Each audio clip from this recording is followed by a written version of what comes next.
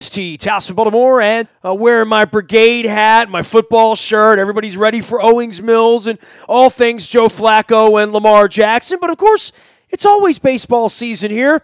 This guy has been a friend and a colleague of mine for the better part of 2.5 decades. I think we crossed paths at the Baltimore Sun for about 1 minute back in the early 90s. He's been a local journalist here for a long, long time. You can find him out on Twitter at Ron Snyder Media. He is putting together a book on the 1988 Orioles, which we always thought would be the worst thing we'd ever seen. Until this year came along. He actually reached to me before this season began about participating in his book. And I said, let's do it on the air. And Ron, lo and behold, 3 months later, you and I talking about this in February and March. I know back in April, Major League Baseball put together a piece on it, and Kirchen and all those guys were a part of it. And it's not even going to be the worst team anymore. It's crazy, right? Well, that's the way it's looking at this point. We always thought, 21 straight games to start the season. There's no way an Orioles team could fare any worse than that.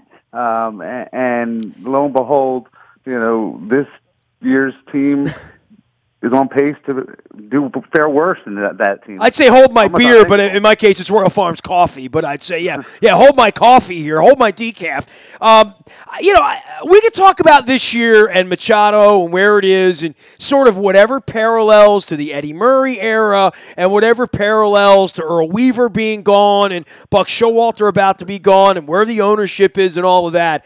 But the 88 thing is a fascinating study in a lot of ways because of what would happen in 89, certainly where the franchise was very much in peril. And I talked to Marty Conway about this all the time, about where the franchise was at that point with a true Washington, D.C. owner who was always rumored to be moving the team to Washington, and that's the reason he bought the team in 79 to begin with, and it never 40 years later, it still never materialized. But that was the backdrop for all of this and the beginning of this season and Cal Ripken Sr. and Frank Robinson and all of the players that would become pretty good baseball players later on.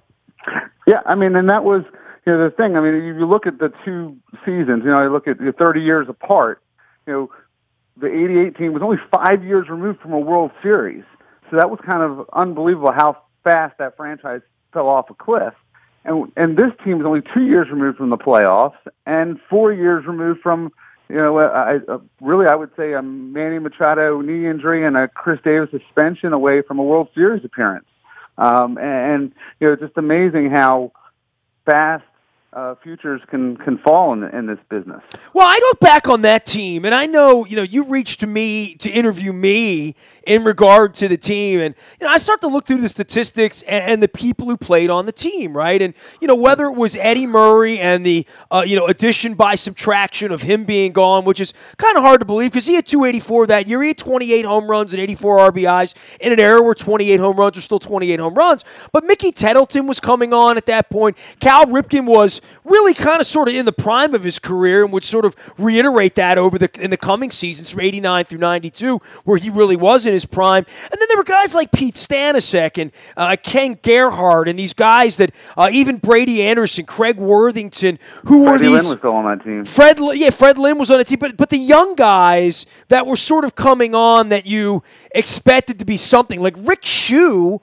was thought to be the next Mike Schmidt at one point in his career. Larry Sheets was entering what would be a period in his career where he could be a 30 home run guy. And then there were like the disappointing guys like Jeff Stone that never sort of made it at various points. And those are just the position players, not to mention the pitchers. And they're, if you're going to talk about bad teams, you're usually talking about lots and lots of pitchers being used on teams that lost 100-plus games. Yeah, and that was, this team, you look at that 88 team, and they still, you talked about the players they had. They still had a Mike Boddicker who had several good years left, and then they bring back a Scotty McGregor who they were hoping to capture lightning in a bottle, much like the Orioles did this year, bringing back Chris Tillman. So I just look at those parallels, and you just see that there were just, a lot of consistencies, just a lot of poor decisions made by those in charge, not a lot of success in the farm system, really reached on some players. Well, part of that was the wasted money on Lynn and Ossie and Niedenfuhr. Niedenfuhr and Fred Lynn were still a part of the outfit at that point. Right, and Fred Lynn still, I mean, he was still able to, he put together some good stats that year. I mean, he was still hitting the ball pretty well. I mean, he wasn't the player that he was back when he was with the Angels and the Red Sox, but he was still a quality player. And then in the heart of that lineup, you have two Hall of Fame players in their prime, and Eddie Murray and Cal Ripken. So, I mean, I think, having talked to a lot of the players and the other media members that covered the team at that time, I mean, nobody expected that team. They were coming off of a horrible 95-loss season in '87. Nobody expected them to contend for a playoff spot, but I don't think anyone expected them to, drop 21 in a row. Because again, it was historically bad, and it was a season that started off with a 12-0 loss on opening day to the Milwaukee Brewers, and it just kind of snowballed from there. Well, I remember the Juan Nieves no-hitter as well. But, Ron Snyder's our guest. You can follow him at Ron Snyder Media. That's SNYDER. And, of course, this book's going to come out next year. It's on the lost season. You may have some sort of an addendum 30 years later on the 18 season. It's fascinating you would even bring this up because in one of my Dear Orioles letters, I referenced in Machado whether he would be a Fred Lynn bobblehead. And, my wife read that, and she had asked me about Fred Lynn. And my wife has this red Red Sox hat with the blue bill, and I call it her Fred Lynn hat because it's the hats they wore in the 75 World Series, the Carlton Fisk hat, Louis Tiant, and all that. So, she asked me literally last week why I call it the Fred Lynn hat, and I had referenced the Fred Lynn bobblehead. And I said to her, well, Fred Lynn, first off, was my favorite baseball player that wasn't Sixto Lescano at that point, or George Brett, or Rod Carew, those kind of guys. But Fred Lynn was my favorite baseball player when he came up 75, 76, 77. And there's a guy there that when you see his name in the middle of this, look, I can wax on about Murray or Ripken, as you've pointed out, Hall of Fame guys, and I can talk about the deal being signed to make Camden Yards, or the fantastic fans night, or my friends and I all gathered over at 428 Kane Street drinking beer, hoping against all hope that they would break the streak when it got to 16 and 17 and 18 and 19. Gave us a reason every night to order pizza and drink beer, as I remember it back in the spring of '88. And I remember the Capitals also being in the playoffs that year, and Phil Jackman saying to me, yeah, it's all cute when they're 0-13. Wait till they're 5-49 or whatever. Then nobody's going to care anymore. And lo and behold, 30 years later, I look back, Ron, and every day I'm measuring them now against that team and against where they were on July whatever. I'm sure we'll be doing that into August whatever. And, sometime right before the 4th of July in late June, when this team started to lose, they really started to lose ground on just how bad that team was. And then you look up and say, well, look at all the sum of the parts. And Fred Lynn was a part of that team. And, guys that Brady Anderson and Kurt Schilling and Bob Malacky and, all these guys that would go on and be okay players and have careers and all that. But it doesn't smell so good when you go back and sort of measure it night by night on how bad that team was. Well, and you're right. And I think that what the difference is, that team lost so many games early to start the season. It became a national story. I mean, President Reagan calls Frank Robinson. The Pope's praying for him. You have DJs going 24 hours, constantly until they win a game. The Orioles won on opening day. So that kind of this year, so it kind of erased that. And then, they've just kind of, the season's just kind of snowballed. I think nobody expected them necessarily to contend for a World Series, but they went out and they added some pieces. They added the two pitchers that everyone thought they were going to that was going to help solidify the rotation. But then their offense just fell off the face of the planet, and their defense fell off the face of the planet. And now we've got a team that's teetering on the brink of infamy. Well, it's fascinating how bad that team was, and how sort of baseball ties together the years and the eras. The badness of that team begat Ben McDonald, right? I mean, like literally, when you're that bad, you need to find a special player. And I look, in all the years that you and I loved the Orioles, and all those years, and whoever the number one picks were, and the Jeffrey Hammonds, and even Machado, Markakis, whoever would be Wieters, no one came touted more than Ben McDonald, and that is the residue and the product of being bad enough to lose 108 games or whatever, you know? Absolutely. And, of course, Ben McDonald, ended up having an average career. Injuries kind of derailed him.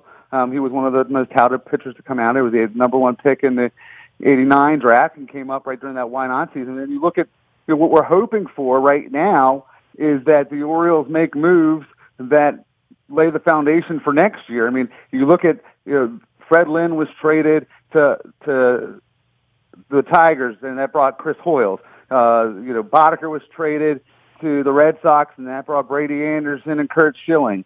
Mike Morgan was traded in the offseason. That brought Mike Devereaux over in '89. Greg Olson was drafted in 1988. So they had Jeff Ballard that was up that year. So I mean, that foundation laid. Those moves. Well, it didn't give them an extended run. It's just laid the foundation for '89. We're hoping, that the players the Orioles brought over for Manny Machado ends up being more like Brady Anderson and a lot less like Juan Bell. In writing a book about that year and the fascination with it, and, to your point, Reagan called Frank Robinson, and Frank famously said to him, "You don't know the problems that I'm having."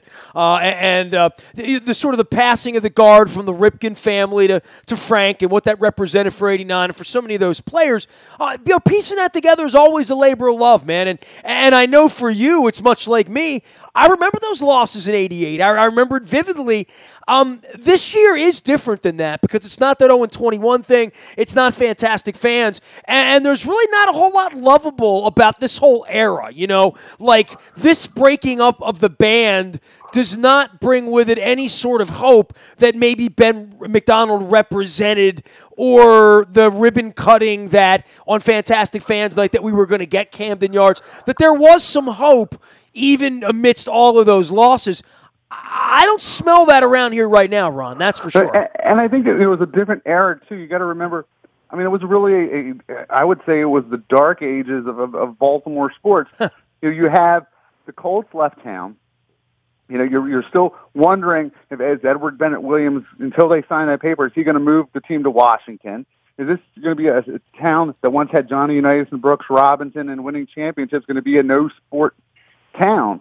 So you get this hope and everything like that when they have a fantastic fan night. And I think, talking to people that were in attendance, some of the games that were following the Orioles that season, there was the point where we lost the Colts, we're not going to lose the Orioles. I think that was kind of the feeling. We wanted to show them we love this team because we don't want to be a no-sport town. And now it's hard. They couldn't get 25,000 fans out to a Buck Showalter bobblehead night. Or Snow, whatever it was. Well, I've been writing my Dear Orioles series, and, part of that is having witnessed all of this and having realized what Camden Yards is supposed to represent. I said to my friend Kiefer Mitchell, I was at the farmer's market over the weekend, I said, the Orioles are supposed to be Disney World for our city. It's supposed to be our amusement park, for 30 to 50,000 people to use 80 times a year. It's supposed to represent all of that. And, I hope I get across in these letters that things need to change from where we were in that era to where we are now and what the franchise was supposed to represent, what the stadium was supposed to represent. But it is fascinating to go back and look back 30 years and say, what have we really accomplished here and what has happened to the franchise and the mojo in the community? Well, and I think, look, there's been some pluses. We had a great run in the city between 2012 and 2016. The question, it's debatable on, who's responsible for that. You look at, the core of that team. It was, Adam Jones and Chris Tillman, Manny Machado, Matt Wieters, Buck Showalter. Andy McPhail had his hands on all of those. And now look what's going on up in Philly, where, the Phillies seem to be on the comeback trail. Yeah, I'll always refer to McPhail as the resident genius. To me, there's no this without him, and Buck as well. For Buck and McPhail to have ever worked for this guy In my Dear Orioles letters, I mean, the first thing I'm starting, I had written most of my Buck letter, and with them dealing off Jones and Britton, I kind of had to get their letters together. But with Buck, it's almost sort of an impeccable resume right on up to the Zach Britton, a problem. But the fact that Buck and McPhail ever signed up, look, Machado, Wieters, Markakis, these guys got drafted in this. They didn't get any choice in this. But Buck and McPhail were the reason this became what it was. And I would say to you, back in that era, getting out of the doldrums of '88 was about Roland Heeman and Doug Melvin and Frank Robinson and a lot of young players coming together and making the franchise better. But it was also those folks finally saying, look, I mean, Edward Bennett Williams was obviously, sick at that point in time. He ended up dying of cancer a couple months after they announced Camden Yards was coming. That front office was forced to take some chances on some players.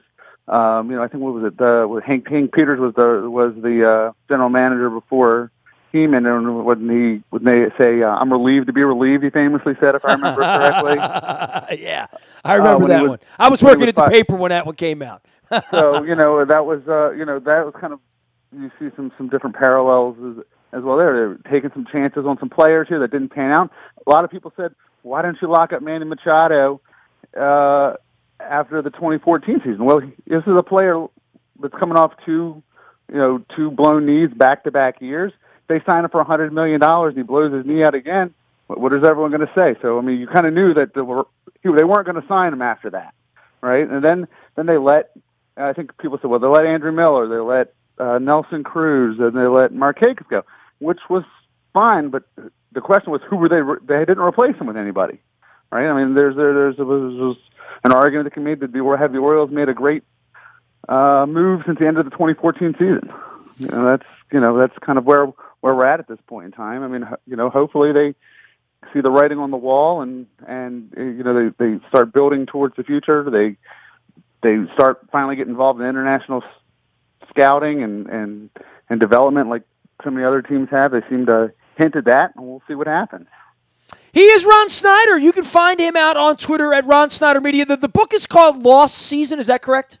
It's called Forgotten Season. My bad. Forgotten Forgotten Season. Story of Season. the 1988 Orioles. It's scheduled for an April release date, where it's going to be available eventually on Amazon, Barnes & Noble. It's not quite available for sale yet, but we do have a release date. But I just kind of felt like where we're at with the Orioles season, there's a lot of great parallels that I didn't anticipate when I started writing this book, mid last year. Well, it's a labor of love anytime you start to write a book. As a guy who's written a couple of them, these Dear Orioles letters are enough for me. I thought the '88 season was bad enough to live through once. Ron, then you're going to write a book about it now. To shadow it, you get this summer of 2018 where you will have probably something in a prologue to probably tie these things together and the pieces of all of it. But, I would say it's much more of a pleasure to be talking about winning baseball than to be talking about bad seasons within a bad season, right? Yeah, and well, again, I didn't think this is where the Orioles would be when I first started writing this book.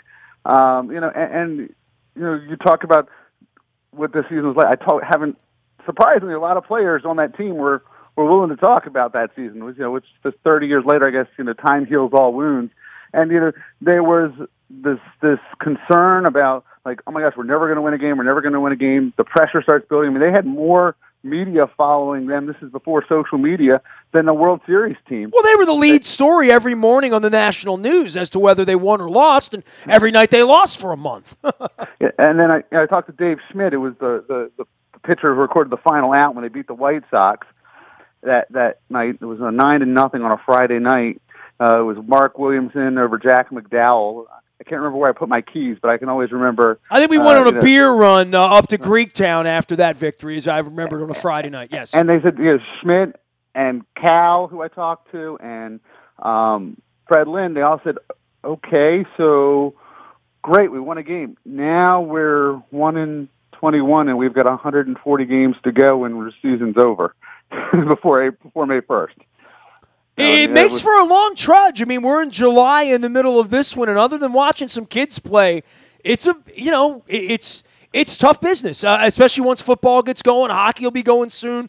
It's very tough to stay focused, but part of going back and looking at 88 was look at the Greg Olsons and the Brady Andersons and the Malackis and the Harnishes that were performing at the end of that year that would be a part of something in the coming years. And I guess that, when you're an Orioles fan, that's all you got to hang on to right now, right? Well, I think that's what we're hoping. I think it's Oriole fans. Now, I've grown up in Baltimore. I'm still an Oriole fan. I'm hoping that things could turn around. And maybe they get, Britton obviously is doing well. He's raising his trade stock. I'm hoping, we all hope that they, get something from him. Whoever they end up trading by the end of this season, hopefully they turn it around and those players, lay the foundation like they did for Houston, like they did for Cleveland, like they've done for so many teams that have turned around and won after rebuilding in recent years. I mean, the Orioles tried it, I think, 1 year and ended up with players like Chris Richard and a bunch of players that never even, made it to the major league roster. So, it is it's going to be a process, and hopefully that process leads to a new Oriole way. Well, we certainly, what's to say, the Rocky Mountain way is better than the way we had, right? I mean, we got to have a way that's better than the way we had. That's for sure. That's part of my Dear Orioles thing, and I know you'll be chronicling 88 as it relates to our current baseball, and I know what a local sports fan you are. You got a book on wrestling, too. I want to promote that for you, Ron. Tell me how your wrestling book's doing, man. It's still going well. I have people looking for it. It's Wrestling's New Golden Age. And it's out there on Amazon and Barnes & Noble, wherever books are sold. I just go back and since that book, since we last talked, at least two other wrestlers have either joined the the NXT roster or the 205 roster. Leo Rush, who was profiled heavily in my book, just got called up to 205 Live, and he's getting a big push. We've got a guy by the name of Patrick Clark who goes by Velveteen Dream, who is one of their up-and-coming guys, and he's getting a big push on the NXT roster right now. So, if you really want to find out where the stars of tomorrow are in professional wrestling, go ahead and check my book out there. Wrestling and Orioles baseball. You sure you're not from Dundalk, Ron? Well, I live in Essex, so, Hey, man, take care of yourself. Well, you're at the home of Pizza John, so you're always 5 minutes away from a delicious slice of pizza and a delicious cheesesteak sub. So you're in pretty good shape down there, also at Al's Seafood. So we got plenty of love down in Essex there. So, hey, appreciate you, Ron. Keep the faith, all right? Thank you, too, and thanks as always, Nestor. You got it. The book is coming out next year, Forgotten Season and 1988 and the Lost Season of 1988. And it's forgettable, except we're going to remember it as it relates to current-day baseball. We'll see how the cake bakes 5-10 years from now. I hope to live long enough for all of that. Nasty at WNST.net finds me. I'm on the buyatoyota.com audio vault 24 hours a day from anywhere in the world. Got to give a shout-out to our friends at Rofo for the tasty coffee, as well as the Rofo app. You download the app, you use the rewards card, you get your fried chicken, get your Western fries at a deep, deep discount. Save up your points. You can even use it for some coffee as well. The Royal Farms Arena will be the host of All Things Brigade, the Arena Bowl Final on Saturday night. You can learn more at BaltimoreBrigade.com. Nasty at WNST.net finds me. I'm on Facebook, Twitter, LinkedIn, Snapchat, Instagram, streaming live on our Facebook, as well as our YouTube WNSTV channel. We are WNST.net, AM 1570, and WNST, Towson, Baltimore, and we never stop talking Baltimore sports.